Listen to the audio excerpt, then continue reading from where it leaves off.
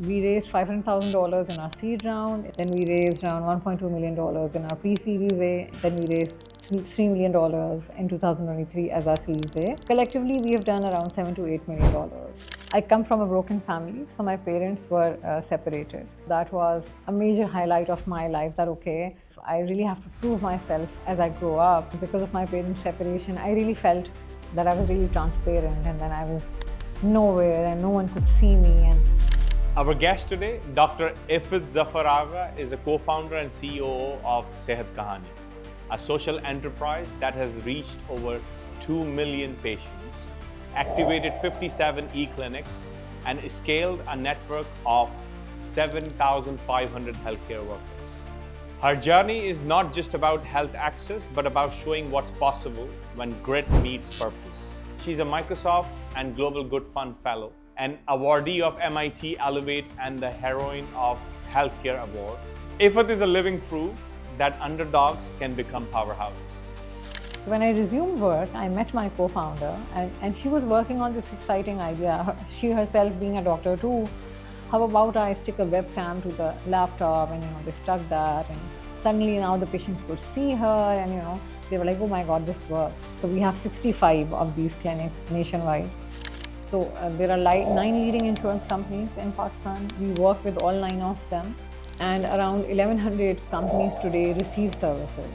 Collectively, we have done around 4 million plus consultations.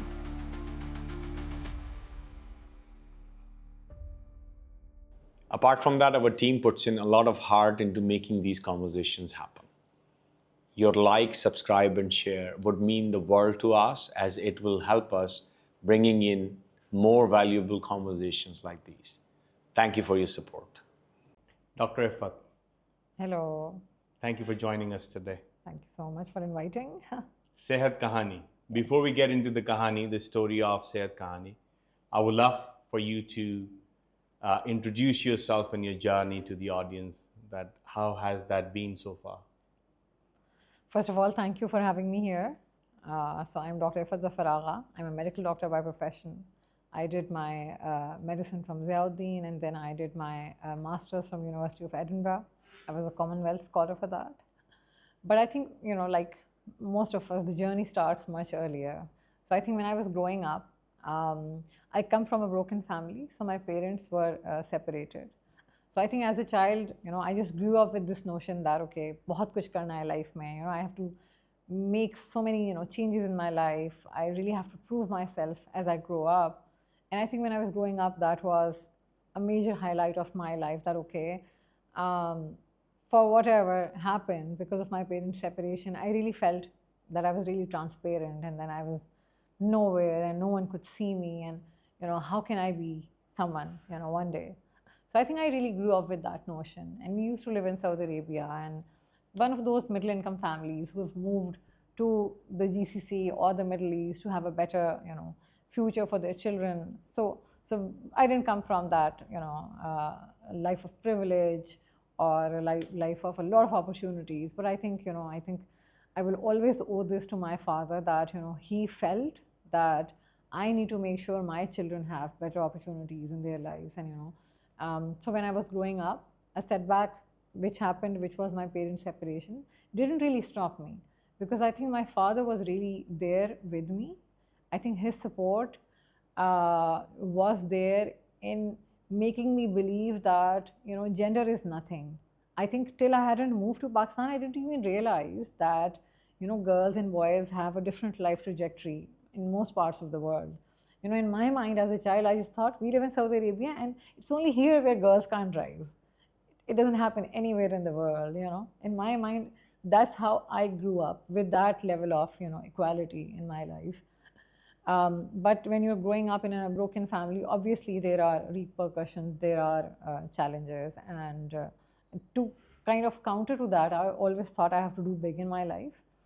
As a female at that time, I think one of the career aspirations that I really had was that, okay, I have to become a doctor as I grow up.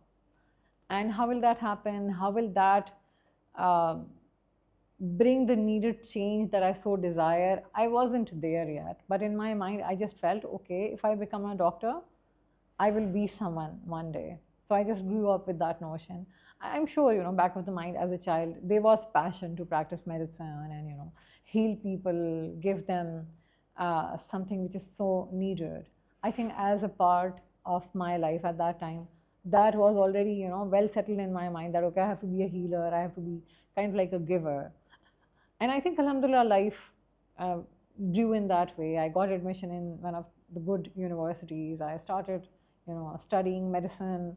After graduating, I realized that, one patient versus one doctor interaction is something that I feel is limiting, and I feel there's so much more that I can actually do.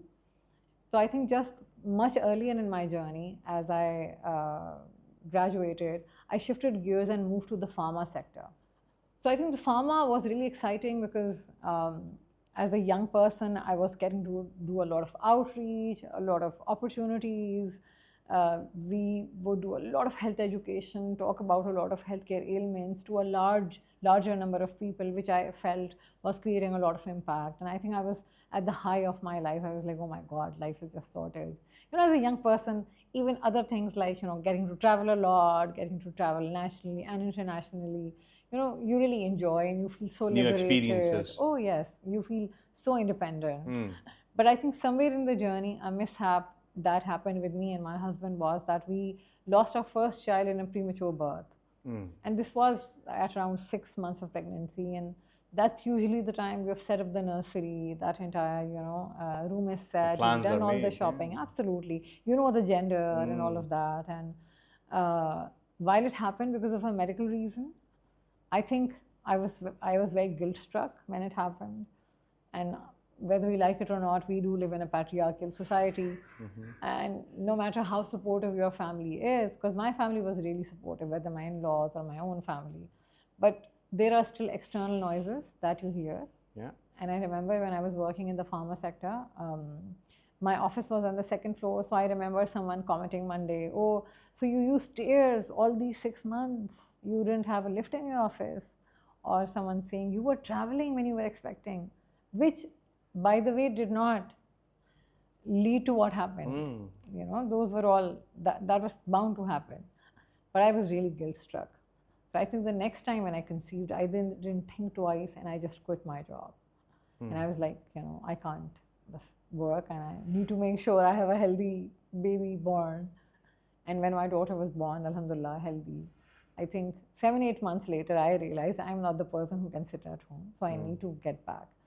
So when I resumed work, I met my co-founder, and she was working on this exciting idea, she herself being a doctor too, and had experienced something similar yet very different as well, where she wasn't able to practice as a physician as she had moved to Lahore, where she didn't have family set up who could take care of her daughter. So she had also lived the life of not being able to work or not being able to practice. Not practice, Yeah. And she was piloting the idea that how can women doctors who don't work full time utilize their skill and give it in the form of telemedicine. And she initiated this while she was in Lahore, and there was a clinic for which she used to work here in Karachi. And she started to do video calls herself with that clinic earlier. And the nurse, initially used to call her up, and then the nurse said, this isn't working. How about I stick a webcam to the laptop? And, they stuck that. And suddenly now the patients could see her, and, they were like, oh my God, this works. So after doing that, she was piloting this with around 100 patients. And I just fell in love with that concept. I was like, oh my God, if every woman had the opportunity to continue working, no matter if she has healthcare challenges, or if she has, domestic issues, if she has to stay back at home, everyone would get the opportunity to work. And this is much before COVID, where work from home, at least in Pakistan, wasn't a norm at all. So yeah, that's how our entire journey of Sehat Kahani started. That, we both connected and we both felt technology, digital health can really, create healthcare access. Wow. One of the things, as you were talking about your early life, which really struck a chord with me, that oftentimes whenever adversity strikes, we have a choice. either we sort of look down and be literally getting lost, or either we look up and say, okay, let's get out of it, or translate that trauma per se, translate that pain into something meaningful, more productive, which ultimately leads you to live a life has some meaning to it, and you just feel that, okay, I can go to the next level. So are you the only child, or was there other siblings as well? So I was the only child. So you were the only My child. father ultimately did remarry, so I do have siblings from that Step marriage. siblings, okay. But I was the only child of mine, And how was that? So usually they say, right, is that have children in pairs, or like that they have each other or a friend, or they can, but you were alone, and then on top of that, the split. How was that like growing up? It was a lonely journey initially, but I think I just feel that Allah always balances. So if there's one thing missing in your life, He does give you something, on top of it. So I think I moved to Pakistan during my med studies. I used to live with my grandmother. I think my grandmother played the role of both my father and my mother for a long time, till she was, alive. I think she was that one person who was like my parent figure. And then I think I made a lot of friends in my university. And I think that just really kept me going. So it was lonely, but I think life is, more or less a lonely journey, and you have to find your ways around it. And I just feel you have to be comfortable with being with yourself, and then having friends and, other people in your life. I think I learned to be very comfortable with myself much early on in life. And when did you actually come back to Pakistan? So I came back in 2001. I was, I think 17, 18 years old, Okay, interesting. And you mentioned another thing which is again very interesting, that being able to spend time with your own self. How does that happen? What is it that one can do to build that healthy relationship with their own selves? I think just, face yourself. So it is challenging at times, because I think it's not easy to just be with yourself, and there are multiple reasons for it. I feel sometimes people are not attuned to be with themselves. They always want, a friend, a companion, a sibling. We don't talk with ourselves. I think we need to talk more with ourselves. People don't do solo traveling. I think for one, I enjoy solo traveling. If I have to travel with other people, that's usually a chore for me, because I'm like, oh my God, okay. Because I'm so used to solo traveling now, and I'm like, oh my God, I just love traveling alone. Yeah. Even this can become dangerous, because, then you have to make space for other people. Yes, because you don't want to give away that solitude or that particular experience that you enjoy, right? So how do you fit that in with children? So how many children have you got? I have 2 daughters. So you have 2 daughters now. So, okay. So how do you look after that equation with the family, and then of course with Sehat Kahani, you get to travel, and you have to travel at times. So how do you manage all of that? I think children make their own space, very honestly. No matter how much space you think you will create for yourself, children come in your space, and for the longest time you feel they are an extension of yourself. So, they are included, or they are welcomed in that space. Once they grow a little bit older, then you are like, okay, no, now I need space from them as well, very honestly. But I think they find their own space. I think it's good to have a healthy balance between finding solo time for yourself, but also being with the right set of people. For example, my co-founder and I bond really well. Then we have 2, 3 other people in office so it's like a team, and we're like, the most stressed we are, we laugh together, and people will think we're maybe having fun, while we perhaps are actually really stressed about something. Yeah. But I think finding those people with whom you have that authentic bond, I think. I think, I want to touch on that, when you were obviously people telling you haven't gone through the adversity of losing your first child, and then people are being very insensitive about it. I want to come back to that. But, this particular thing I want to comment on. One thing, if you don't have the self-awareness, I personally believe that as well, you will not be able to build that deep relationship with others because you don't know yourself. So how are you going to accept others for who they are? When you accept yourself for who you are, when you know your strengths and your weaknesses, then you look at others through the same lens, right? And then obviously having the clarity and then surrounding yourself with those people makes things a lot easier because it is inevitable for you to face the adversity anyway. No matter what you are looking to solve, no matter what type of a work you're doing, there are always going to be challenges. Life, as you said, right?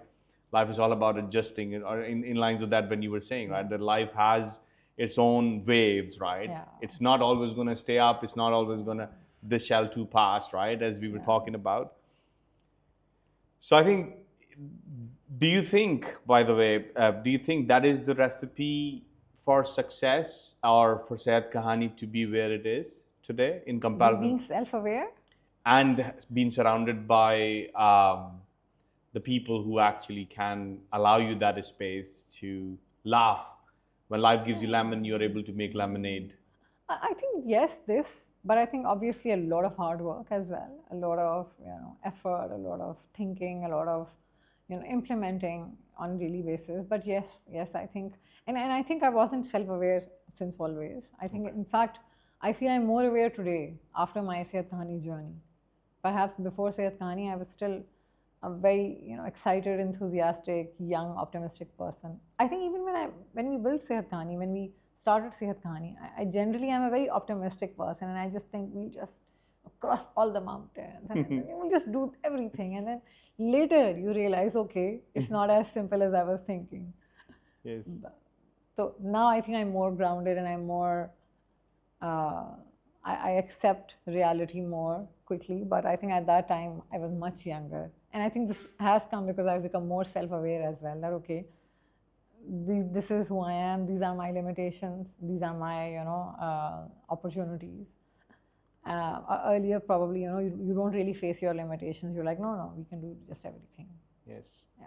I think this is psychologically something so beautiful recently has been playing in my mind, that meaningful relationships are co-built, right? So it's like a partnership. So it's not just in a romantic sense, but when you're working, right? So if one of the metric that you can use to look back, that if you are surrounded with the right type of people, is where you get to the level of self-realization or self-actualization. Absolutely. Right? So building it sort of with people, yes, that particular organization or the product that you're building, but you end up building yourself as well. Yeah, absolutely. And I think there is a saying that I think you become who you are with, and those 4 or 5 people who you are with the most really define who you ultimately become. Yeah. And I've realized in my journey that one needs to surround themselves with people who are more smarter, more intelligent than yourself. My co-founder is a brilliant person. The other people that I'm talking about also, I think there's something to learn from them every day. So I think what I've realized in my journey right now is people who don't keep their lens for learning open do not grow after a certain point. And I think we all are learners, and we will keep on learning, and not just learning but also unlearning and then learning new things. So I think learning is so important in your entire journey. And I think in many ways I am surrounded by some people from whom I get to learn every day something new. And what was your mother's role? My mother's role in my early childhood was not very prominent. When my parents separated, I opted to live with my father. And now I obviously, there are certain decisions that you take as a child which you feel that perhaps I could have, done it better. My mother was addicted to benzodiazepines, and this was a major challenge because of which they separated. And as a child, I remember I wasn't really able to connect with her or build that needed bond. And as I grew up, there was more resentment towards her instead of really recognizing what she went through. And I think if I had not become a doctor, I wouldn't have really realized her challenges. I think as I became a doctor, I realized that it wasn't in her own hands, and we were such a different society at that time where even accepting a woman to be addicted and then taking the right steps or measures so that she would quit, that addiction perhaps wasn't there. So I think growing up, and the reason I talk so openly about it right now is growing up, I felt, and this is a challenge that happens in a lot of households in Pakistan, that if there's a family member who's addicted, we don't tend to talk about it. We just, swipe it under the carpet. We don't really want to deal with this problem or meet that person or face We feel that. shame. Yeah, we don't want to solve it. And my mother passed away around, 4 years ago. And I feel after that I have gotten the courage or that realization, you would say, that, as a child or as a daughter, I think I had to do much more than, what I did in a life. And I think a lot of times we think we have a lot of time to do so many things for our parents, and we always think, we'll go and meet them later, we'll do this for them later, okay, I have time, or they have time. Sometimes they don't have time. She wasn't very old when she passed away, but because she had a long standing history of addiction, and I'm sure many underlying healthcare issues because of that. Mm-hmm. So that was my relationship with her. But I think every adversity brings some opportunity. Mm-hmm. What we have tried to do at Sehat Kahani, or what I have tried to do in Sehat Kahani, you kind of learning from that experience is that I've set up an entire mental health department, which I'm really passionate about. And while we don't directly deal with addictions, but I think a lot of mental health care challenges stem from either you being addicted or someone in your family being addicted. And we do see so many patients like that. So response to the trauma or the troubles that you're going through, that you just seek that into the forms of addiction, whether it's, alcohol or whether it's other forms. Very intelligent thought process. Do you feel guilty? Oh, till now, yeah. About my mother's situation, yes. Still feel guilty? Yeah, I do. What can you do to change that? I think I'm trying to do things in my own capacity. I think I feel guilty that, I wish I had been more there for her. Maybe I should have met her more. Maybe I should have spent more time with her. I don't feel guilty because of the other things that obviously was meant to happen. I just feel guilty that maybe as a child I had to be there more with her. But did you know this then? The addiction thing? No, but what you realize now, did you have that knowledge then when you were doing all of that? I felt I have time, and yes, I knew that, okay, no, she has lived alone for quite some time. I have to make it up, and I would think, yes, I will make it up. My younger daughter was few months old when she passed away. So in my mind, I was like, okay, let her grow a bit, and I will go meet her more. I'll spend time with her more. But sometimes that time doesn't come. There is, and I think it's not just in that particular scenario. In life in general, this is human dilemma, that the trouble is that we think that we have time. Yeah. I think that is the dilemma, that we think we have time. Yeah, and I think this is one of the biggest challenges. Recently, I came across something which I sort of pieced it together for myself. So I remember having discussions with my family members, my brothers, my brother-in-laws and stuff, with certain family challenges that, lower middle class families, the challenges that you would have, right? So I recall for a number of years ago, I started to communicate with them saying that you make your decisions, but I see your children are getting affected by these decisions. And, and in quite frank words, I said, I don't really, now at this stage, I don't really give a shit about you, but I think, with your behavior, you're going to literally do injustice to those children, right? Yeah. Now, of course, my delivery could have been very different and could have been a lot better, which if I were to have that communication now, would be very different. But when I retrospect and think about that, why was I doing what I was doing, I realized this piece of learning that came to my attention was that when you are healing from your childhood traumas, you become the person that you needed when you were a child and going through that trauma. Yeah, true, perhaps. Yeah. And that literally shook me to the core. and gave me that level of self-awareness that why I am the way I am. And for me to get to that realization and being able to communicate with people sort of gives me that that language that, hey, you may think that I'm just this, like always trouble or creating problems when everybody's looking for ease, right? So you become that person that you needed when you were a child. Yeah. In that light, do you think that you are doing what you as a child needed? Oh, absolutely. I think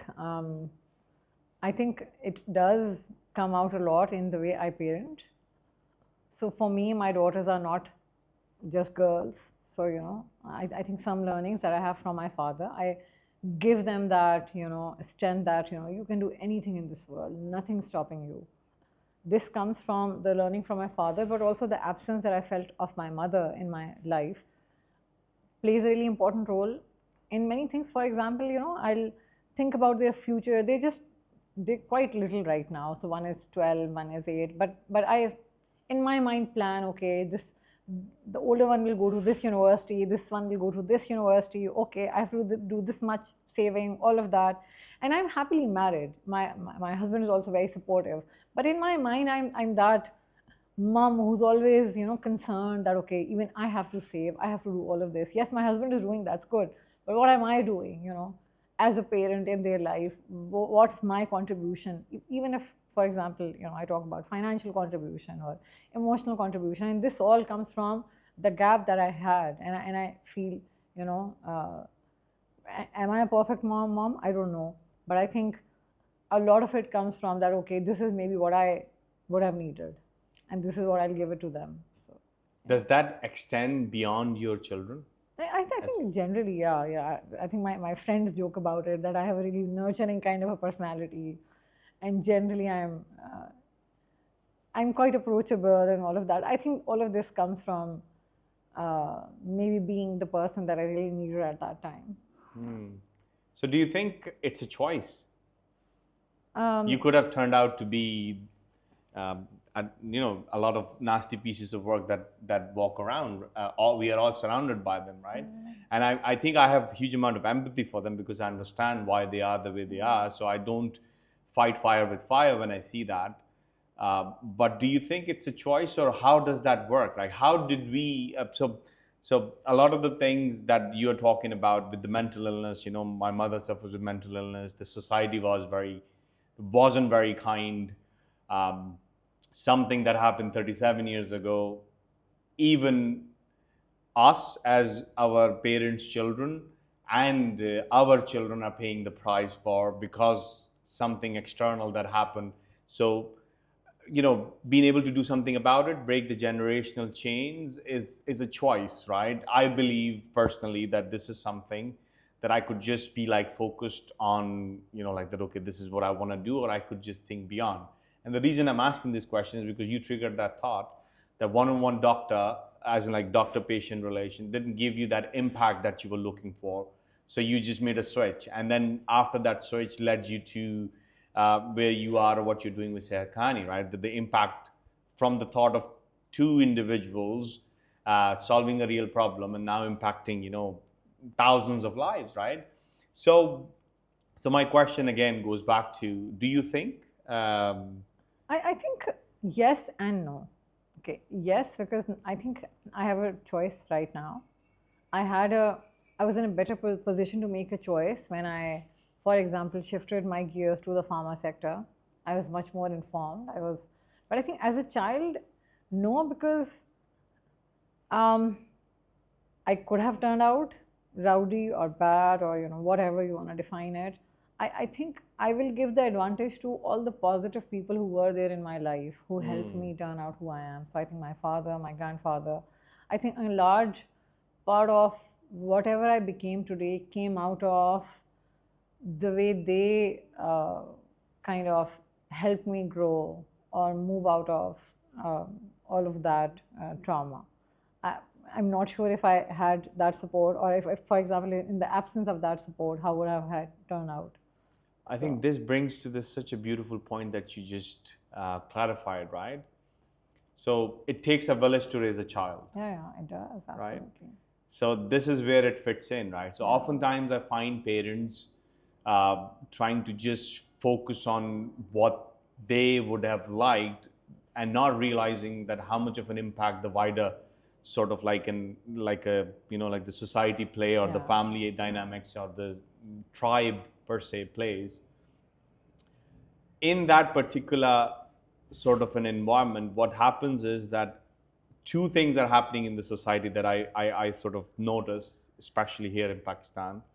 Number one, parents obviously are creating the walls because they are like, you know what, if you're an uncle or if it's even the grandparents or whatever, out of my way, I'm going to just take care of everything because of their own trouble, fair share of, traumas. And the other thing is that when the uncles and aunties and the grandparents and all the other family members who should genuinely put the customer, being the child, at the center, take it personal, and then that unity and that literally pure sheer care for human development and human life, which is again the child, is absent. And then you see the ripple effect of this in our society today, that what I would have remembered growing up is almost absent now in what's happening today. True. And it's not just absent, oftentimes it's negative also. I think in today's time, so I think I'm blessed that I grew up in a time where all of these family interactions were so positive.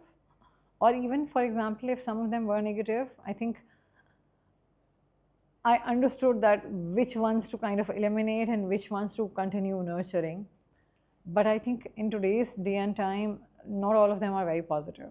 So I think one needs to also kind of always keep a lookout for their children, that okay, which interactions are actually positive, which interactions they should actually nurture, which ones maybe they don't need to really nurture. 100%, because just this morning I was having this conversation where we were talking about how human beings are walking sensors. And we are collecting data left, right, and center. And most amount of sensory is sort of motors are connected with our vision, right? And that's where we say that don't teach them or don't lecture them or tell them what to do, just show them, because they're going to just process it in the most effective manner. And if we don't understand the power of how the development happens with the child, and if you don't put that filter that you're talking about, that what is that sensor sort of receiving until they get to the stage where they have developed that muscle to make a decision for themselves, is what I understand parenting to be. I think personally, with the parenting element, the way I would gauge how good or how shitty of a job that I have done is that how good of decision makers that they are. If they are able to weigh pros and cons, and if they are able to make educated decisions, because in the end of the day, it's their life. And my job is to make sure that they have all the substance and the frameworks and the training that is required to make good decisions for themselves, rather live my life, right? And that's where the authenticity or the parenting, what I have understood. Why? Because there is sort of like this is an analogy, and this is the similarity between human life and startups, right? And when a baby comes into this world, it's a startup, right? Yes. And they go through these phases, pre-seed obviously happen, they just learn to walk, and then seed happens, and then like series A, B, and C. So what I see, right, is that there are challenges or equations of three natures, right? So there are simple problems. Then you have complicated problems, and then you have complex problems. And in business and in life, one should really understand the differentiation between these three. Simple problems are simple problems, a rock in the way as you're walking, right? You just lift it up and you put it aside. Or someone is not being nice to you, just remove yourself, right? And then you go to the different environment. in business, you have simple business models. You can do the same thing because this is what it is. Then you have complicated problems where there are multiple variables that are feeding into the equation, but in the end, you have an idea of sort of an outcome that what you're expecting. So accountancy comes to mind, that you need to get all the data, but in the end, you're expecting a P&L or you're expecting your balance sheet, right? Then comes the complex problems. Now, in these problems, you know the problems, there are so many variables, but output cannot be predicted. That how is that going to look? And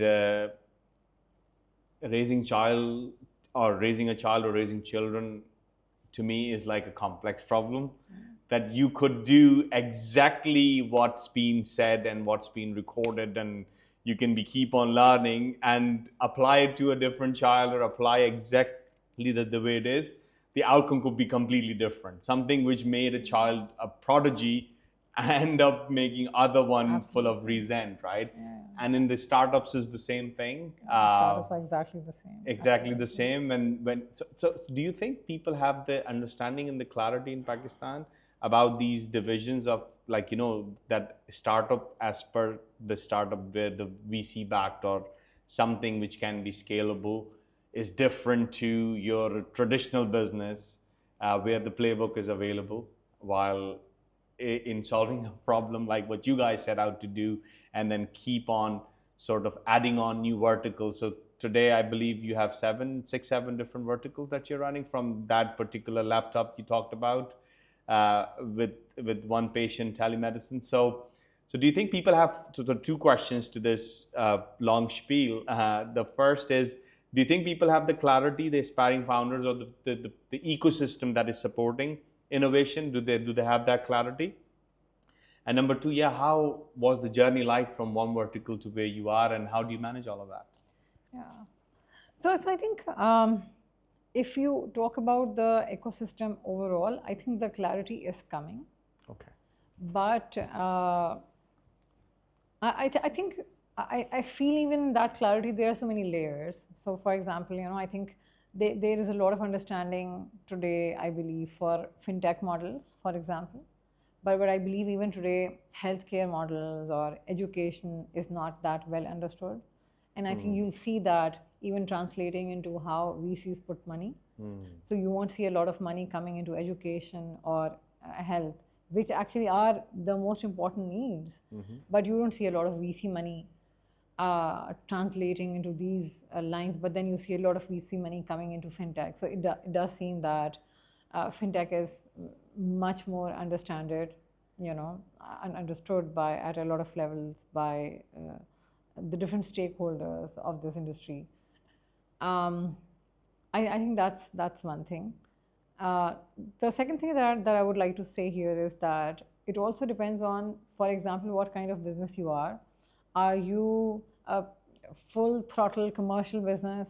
So I feel that for very strong commercial startups or commercial businesses, or businesses which have a really strong promise, even if they haven't started generating revenue, there's a lot of promise or a lot of potential in terms of the revenue growth. I think the understandability or the excitement is much higher as compared to, for example, an impact business like Sehat Kahani, where you're not just creating business, or you're not only creating revenue and creating opportunities for people, but you're also doing some kind of social good. I feel even today, the understanding of impact businesses is comparatively limited. We have very limited, for example, funds. We have very limited impact funds globally. We have very limited mentors or very limited global networks who support social good. So I think this is an area, particularly in Pakistan, which needs more focus. Globally, you'll still see a lot of, for example, the Schwab Fellowship, the World Economic Forum, they all have some understanding of impact businesses, but that hasn't translated so well in Pakistan. What do you think the reason is? I feel everyone wants to kind of run behind the more shinier, startups who say or commit to the promise of a higher revenue, which many impact businesses may not actually be able to do. And what do you find in your experience in terms of the support from the government? Because, and I tell you why. So recently, my mother fell very ill, and I had the very close sort of in-depth dive into our healthcare system, right? And on many stages, I paused for a second to convince myself or accept the reality. There's something that I'm used to, which is a basic human need, where versus out of Pakistan, here it's a business model in so many ways, right? So even when there is a complexity in her case, with recently she had a CNS sort of like, suppressed altogether. So, body is not communicating and all those things gets really complicated with her long history of bipolar disorder. And then physically, obviously, the health is not the best because, of course, there is neglect on so many levels, and then realizing the importance of it. So it's like a basic human right. It's like something that is led by the state per se, right? That okay, health, education are those particular things which should be a given right, right? And we talk about the basic human rights, but these are very profitable business models here, right? So in that, how do you find the support system from government and everything else that you have experienced working for you? We've had good support, on the contrary, interestingly, from the government. Maybe they've liked our work. So I think, and I'll connect this with the question of the 7 verticals that we were talking about, and I'll tell you where the government has really supported us. So we started off by, creating nurse-led clinics, and what we would do is that we would go into communities where we would identify clinics which were run by nurses or lady health workers, and we would upgrade that space, and we would add a telemedicine setup, an online doctor. So it would be like any other space. For example, this space is a clinic and I'm a nurse sitting here. I would have a doctor online on a laptop. And for example, as a patient, if you walk in, I would take your basic demographics, I would feed in, and then I'd move the laptop towards you, and you being the patient could interact with the doctor who's online. The doctor could guide the nurse that, okay, maybe some additional examination is needed, and then the doctor would write the prescription, which me being the nurse would just print it out and hand it over to you. So there's no error of writing or anything. This is as basic as how we started. Then we started to add digital tools. So for example, an e-stethoscope, e-diagnoscope. If I have an e-stethoscope and I place it on your chest, no matter where the doctor is sitting, she will actually be able to hear you. And then there are some other tools like otoscope, dermoscope, all of that. This is how we started. 2019, we realized, and not just realized, but I think we were kind of bored also of doing the same thing. We were like, okay, what else? What else? But in terms of numbers also, we felt that here we are promising we will mobilize these 50,000 female doctors who are not really optimizing their medical practice, but how will we do it in one clinic and one community? Because ultimately, the size of a community at the max is going to be 200,000, 300,000 lives. And the max you can do is employ 3 or 4 doctors in a clinic, not more than that. So what about this mass of doctors who we really want to mobilize?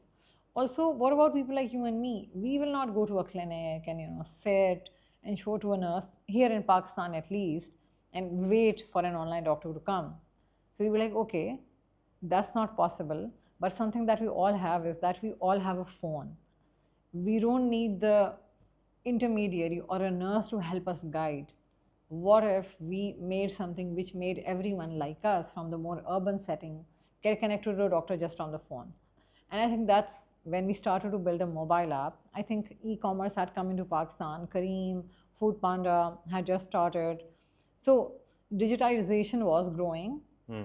But trust me, in the first year, we really failed badly. So we had invested heavily in building the technology, the mobile application. But by the end of 2019, we hardly had like 16,000 downloads. We started, reaching out to corporates. So hardly 3 or 4 companies, and even those companies which are like led by friends and family, only they were using it. Just, kind of like trying to accommodate you. This is how it started. But I think an unfortunate thing which happened, which kind of opened gateways for us, was COVID happened. And during COVID, people actually wanted to avoid going to a doctor. Yes. I think that's where people really understood why telemedicine can actually be the next opportunity for people to connect to a doctor without having the need to go to a hospital, without having to risk themselves. The exposure that a hospital would give you in terms of COVID. So one thing which happened here was Tania Idris was running the Digital Pakistan initiative in federal ministry. Okay. And she reached out to us, and she wanted to partner with the notion that, okay, the ministry will market it and we have to make it available for people free of cost. This is how our collaboration with government in the very early days started. So this is the first thing that we did with government. It gave us an instant boost from having 10, 20, 30 consultations in a day. We were standing at 1,000 consultations in a day. Wow. In 6 months, we did 100,000 plus consultations. How did you manage that number? So the good thing was we had, the team was obviously working offline. So when people were enjoying their COVID times at home, we were working like crazy. We were working 24/7. But then the good thing was we had created a network of doctors who were vetted, whose documents were verified. So it was very, very easy for us to mobilize a large number of doctors, over a period of hardly a week to induct in this. And the second thing that happened was this service was free. We obviously had to make money as well. So coming from the pharma background, and my CGO who came from the insurance sector, he also had a lot of passion for working with corporations. So collectively, what we three thought was, let's start reaching out to corporates.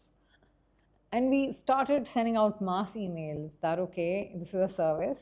Now that your company is working offline during COVID, your employees are at home, this gives them instant access to an online doctor.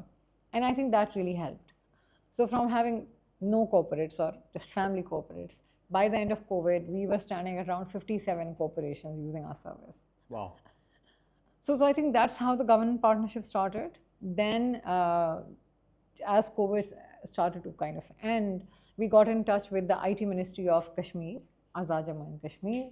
And they were like, we have a lot of basic healthcare units, but we don't have the required number of doctors. Okay, how can we collaborate? So they passed out a tender, and not only we passed, but we set up telemedicine in 13 of the basic healthcare units in AJK. So this is our, so we have run the project for 2 years, and we have gotten a re-signed agreement for the 3rd year. So this is another really strong government partnership that has been going on. And seeing the success of this, now other provinces are also interested that how can we utilize the already built hospitals and basic healthcare units and THQs that we have, and how can we add a network of online doctors enabling access for a longer period. I think a drawback that a lot of these basic healthcare units have is that sometimes there are ghost doctors. So they are employed, they're picking up salary, but they're not going into that remote area. They're, living in some, comfortable metropolitan place. city. So, or even if they are employed, a lot of these basic healthcare units, their timings end at 2. But what if someone needs a doctor after 2? And there's no doctor available. Yeah. So that's how we started our really strong government conversations and partnerships. Today, fast forward, I think, alhamdulillah, we've moved quite, a bit in terms of our journey. So we have 65 of these clinics nationwide. So 13 are in AJK and the rest are in all the 4 provinces. The mobile application or the B2B model that we started to pitch to corporations. So there are 9 leading insurance companies in Pakistan. We work with all 9 of them. And around 1,100 companies today receive services from Sehat Kahani. And these include all those, the Mondelez, the Nestle's, the Philip Morris, the Mizans and HBLs. They all are our customers. So, well done. More than 1,100 companies use our service. Collectively, we have done around 4 million plus consultations. And then we've added, support departments as well. For example, we realized that a doctor is visiting you, you're doing consultation with the doctor, and oftentimes you are being given a prescription. But what if we did our part really well, you didn't get the authentic medicine then? So we also created online pharmacy. So now we have pharmacy delivery in Karachi, Lahore, Islamabad. Wow. In Karachi, we also have pickup points. So you can go buy pharmacy at these points. Very recently, we also started home health care. So it caters to geriatric care, elderly care. So providing nursing care, speech therapy, physiotherapy, everything done at home, monitored centrally by an online doctor who we call the case manager, all through the mobile application. So, for example, if you're traveling to Ireland, you have a family member here, you can actually, on a day-to-day basis, live monitor the care that's being given to them, what are their medical vitals, what medicines they were given or they were not given, all of that. That's something that we've created. And then I already told you about mental health. Our biggest partner for mental health has been British Asian Trust, and we provide mental health care services around 40 of our clinics from these 65. But a lot of corporates also now take mental health care services from us. I think the awareness in employers is also growing that, okay, we need mental health care services for, our team members. So a lot of leading names, Telenor, some leading banks now have mental health care services for their employees. So yeah, these are the different, opportunities that we've built in the last 7-8 years. How does that make you feel? Oh, I think obviously there's a lot of humility, there's a lot of gratitude that, okay, we were actually able to do all of this, and we've come so far. But at the same time,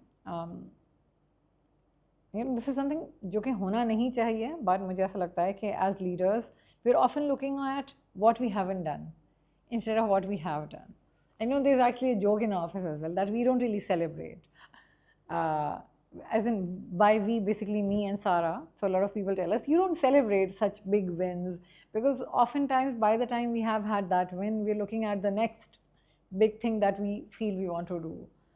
But yes, it's important to kind of slow down and enjoy and just being in the moment, enjoy what we've done. But at the same time, Pakistan is such a huge country with such huge healthcare challenges. There's still so much to do. Wow. Yeah.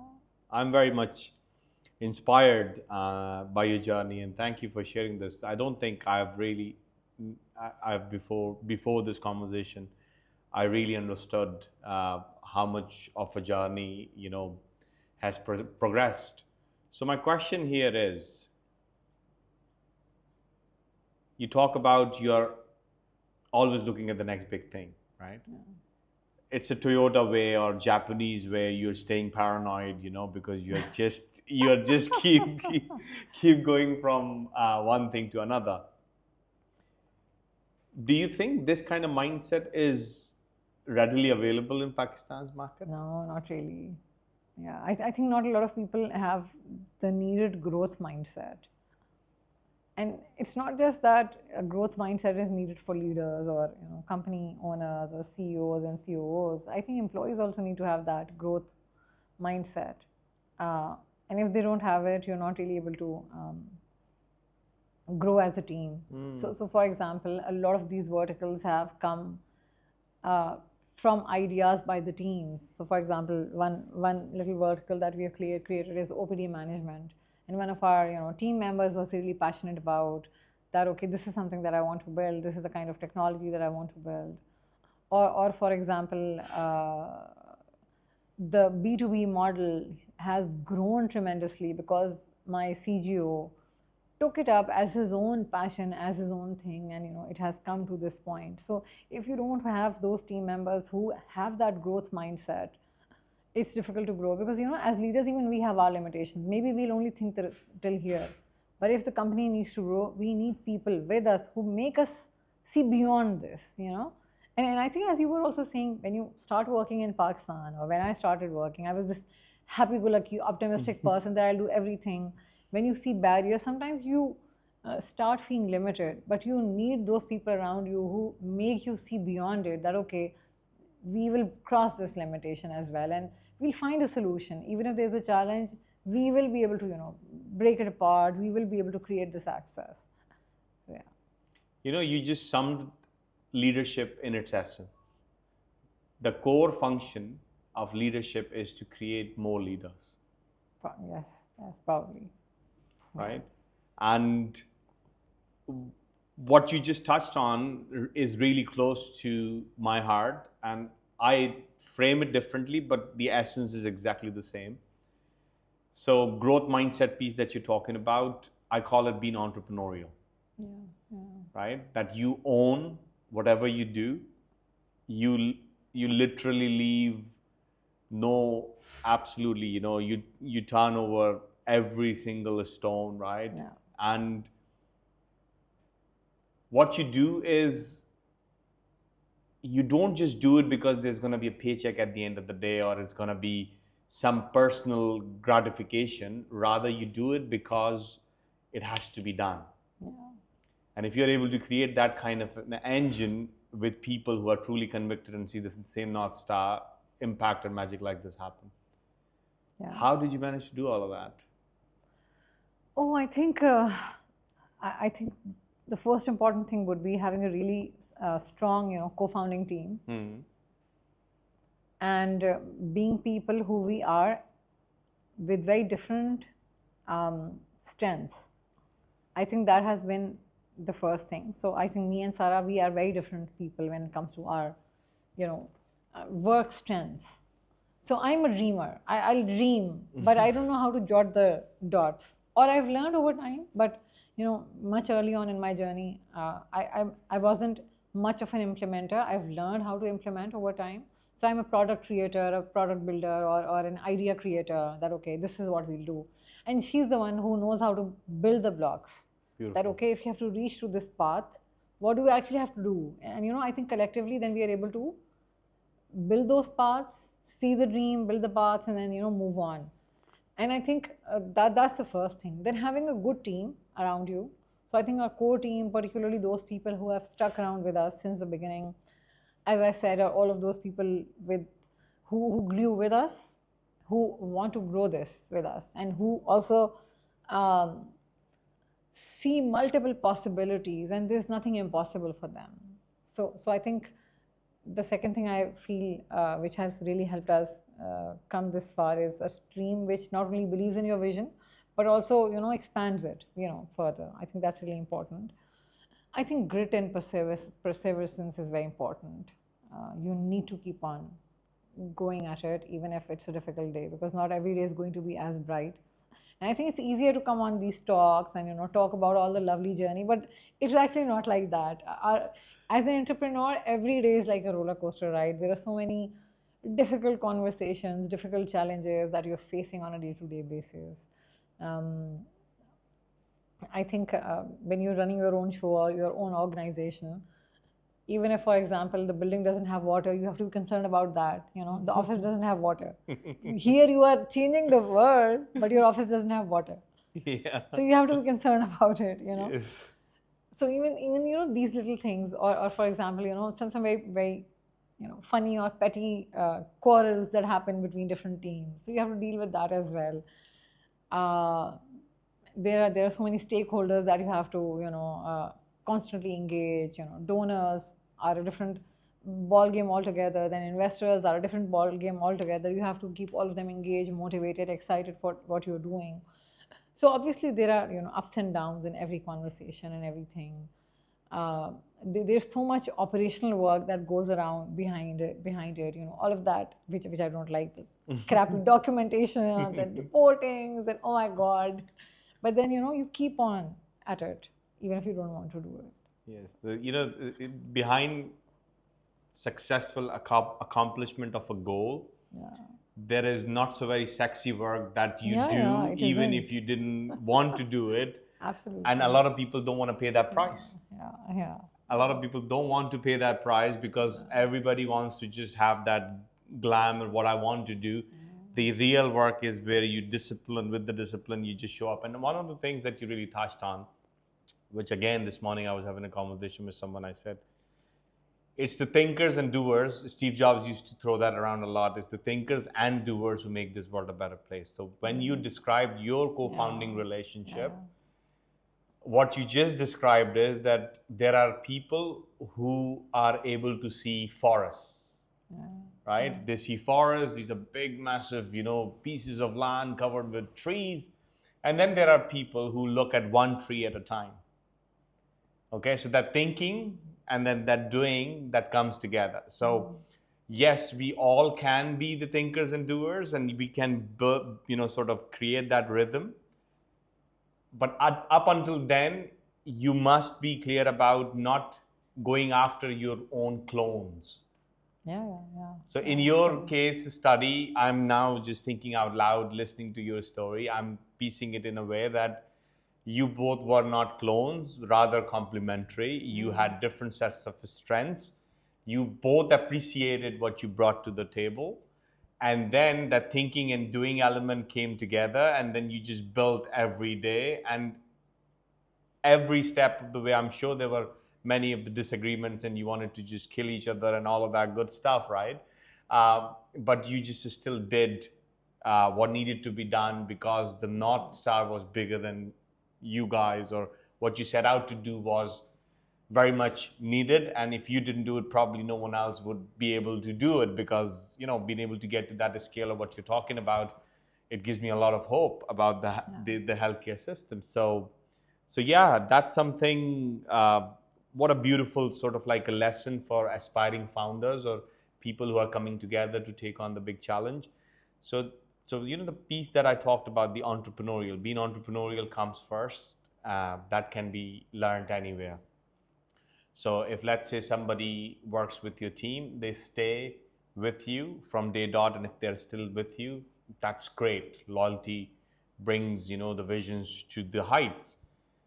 But then watching you guys operating, and then if they really become entrepreneurial and learn all of those things, and tomorrow they want to go and solve a problem that they are very much passionate about, now all of a sudden you have become an institution, right? So now you're shipping out people who can take the same core values and go out there and do what needs to be done.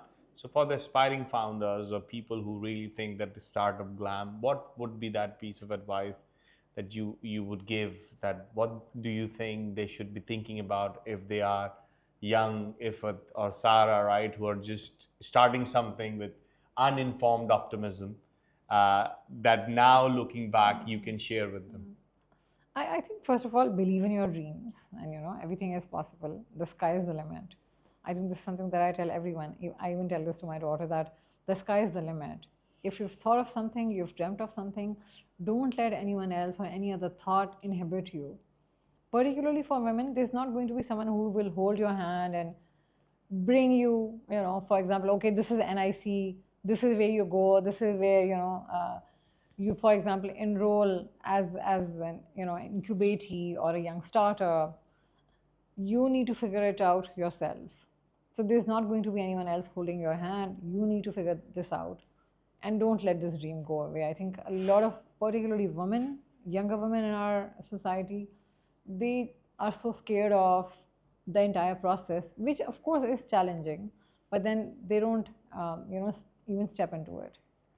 So a lot of the times, a lot of dreams, a lot of passion projects end, as they graduate out of university, that okay, this was just a project, and never mature to the level of a company. I think that's one thing, that don't let your dreams go away. Don't let those passion projects die out in files or folders or presentations. Think about how this can actually be turned into life, and how you actually may be able to make a difference, in the society, on the lives of people. I think that's really important. I think the second thing is, we started at a much earlier time. Today, you have the support of so many institutes, like, for example, NIC, like, Catalyst Labs, Invest to Innovate. There are so many um, innovators, business accelerators to teach you, to take you on, to mentor you, to guide you, to build, for example, the very first pitch, your business plan, your financial model. So make use of this. Find mentors. I think that's really important.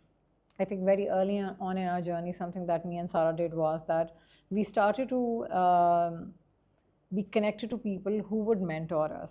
So I think some really amazing mentors that we've had include people like Jahara, people like Invest to Innovate, team members. Raza Mateen used to be an amazing mentor, and I think he not only helped us secure our very first seed round, but I think for the longest time we would go meet him, have coffee with him, and He would just ask us where we are in our journey. So I think it was a really good learning moment for us. And mentors are going to be hard. They are going to do difficult conversations. They're not here to praise you. So take their feedback objectively. I think one more gap that I see in the younger generations or the upcoming students is that they become very personal in terms of feedback. So no feedback is personal. A lot of feedback just helps you improve your product or your company, because your company is like your baby. You don't want to listen anything negative about it. But if you listen to feedback objectively, you are actually able to learn and improve it. During COVID, when we made our application, I think our first corporate customer was Mizan Bank, and they were super critical of the app. But I think the benefit it gave us was when we were able to really listen to their feedback and tweak our product. Today, we are standing providing services to 1,100 companies. Wow. We wouldn't have come here if we didn't listen to their feedback. So I think I think that's really important. You talked about finding mentors, and now we have the ecosystem available, and not let go of the dream that you really believe in, right? Yeah. Why is it that we take this particular basic human right, if you were to ask me, take away from our children? Our children are so scared to dream big. Yeah. Have you noticed that? It's like I've noticed this. So I've been to pretty much all the colleges around, and I have realized that they are not even able to dream big. Why do you think that is a problem, and how can this be sort of encouraged? Yes, one thing is that we are talking about it, but because of the very nature of perhaps their surrounding, the life that they're going through, that they are scared to even dream big. Yeah, I think there are two things. When men are growing up in our part of the world, they either belong to, for example, a low middle income background, where since childhood they are told you're the first one going to a university, you're being sent because you have to do good in life, you have to earn well, because then you have to support your family.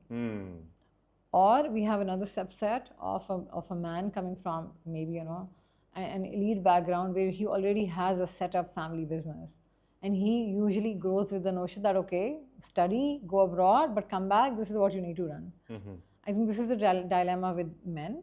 With women, why I said that when I was growing up, gender was not something that we talked about, which isn't here. Whether you come from a humble background as a girl or from a high income background, a lot of your thought process is inhibited much earlier that, okay, how will you do this? You're a girl. How will you do that? Oh, this isn't appropriate for you. This isn't suitable for you, and so forth. You don't need to do it. You'll be taken care of. You're going to get married, and all of those good things, And in both income brackets have a different way of looking at it. So the higher income bracket usually will look down upon certain professions that, okay, why do you even need to do this? You don't need to do this. And this income bracket has a lot of fear or concerns, and how will you do it? How will you go? How will you commute? I think in Pakistan, for women, a biggest issue that we don't talk about is commute. Not everyone has a car, and oftentimes girls don't have the permission to go in public transport. Yes. So not having access to commute kills so many dreams of so many girls. Funny enough, you said this, because I was sitting down with Maha Shahzad yesterday from Bus Karo, and we were talking about the exact same thing, right? Okay. So I'm not sure if you've met Maha, but I have. Okay. So her sort of particular efforts are geared towards solving that problem. That at least of course, anybody who wants to go from point A to point B can go with dignity and the safe. So you're dead right, actually. And I never really thought of these things, if I'm being very honest, up until I landed here. That it's like asking a child to dream big on an empty stomach, right? So that angle. And they're scared. You build so much scare around it. Even I have gone through it. I remember when I moved to Pakistan, I didn't have a car, and I would remember, maybe it came from concern. I remember my grandmother saying, "But how will you go? But then I think I came from such a strong inner personality that I was like, I'll figure it out, I'll go. I'll take a cab, I'll take a rickshaw, whatever, I'll go.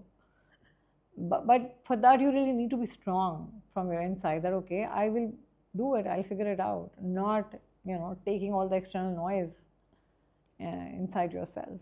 So, which a lot of girls, unfortunately, are not able to do. So. Is that ever going to change? I hope so. Is it changing? I don't think so. No? It's changing in some pockets and some areas and some places, but not the way it needs to. Not the way it needs to. I think when you talk about dreams, we make our children color within the line. Yes. We don't let them color outside the line. And that reflects on where we stand as a nation in the world as well, right?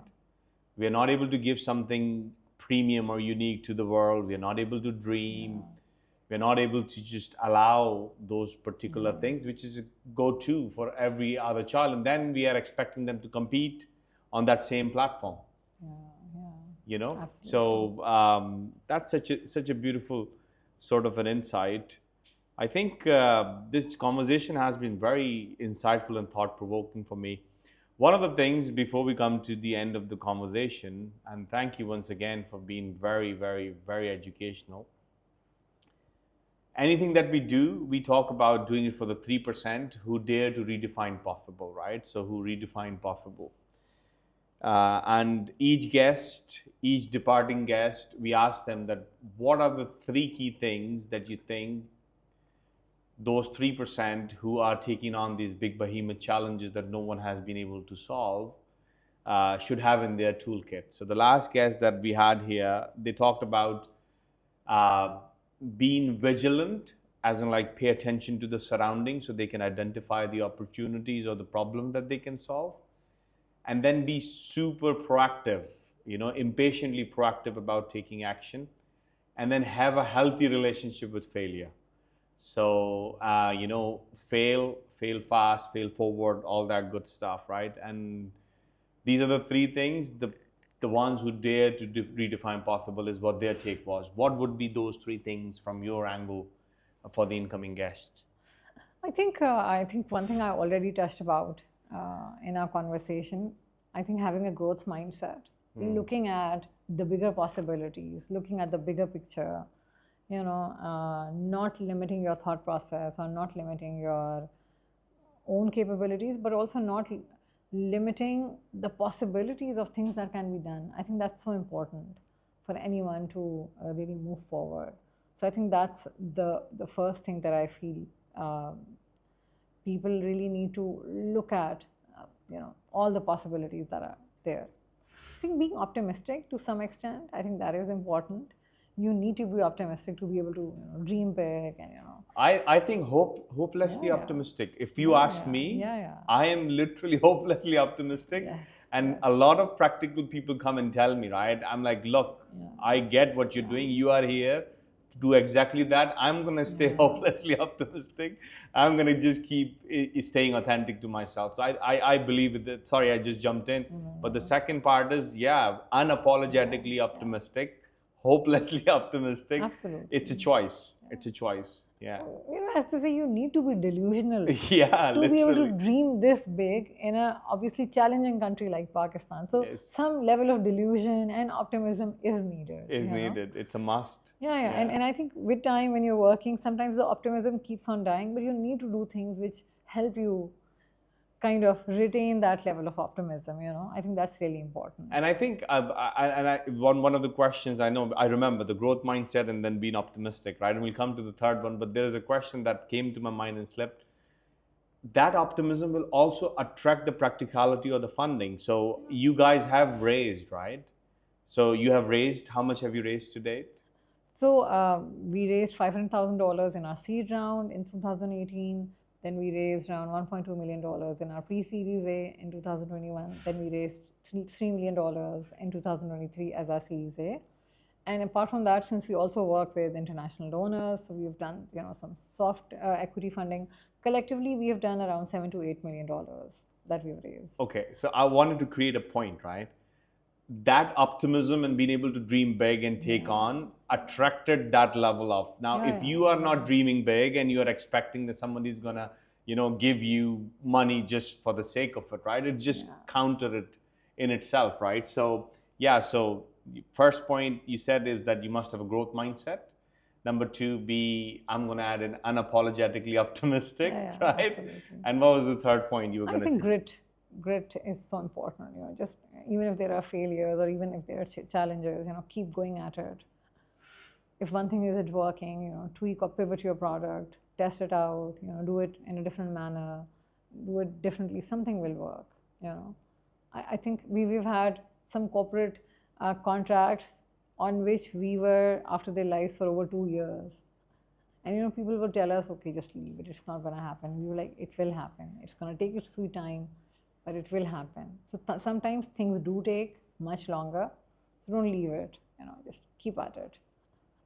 So You are such an inspiration, and I know this for a fact that Sehat Kahani, with the trajectory that you have shared today with us, would have put the dent in the healthcare system and has already done a phenomenal work. And I'm rooting for your continued success. And thank you so much for giving your time today. Thank you so much for calling me. Thank you so much. It's always a pleasure speaking to you. Likewise. Thank you. Thank you.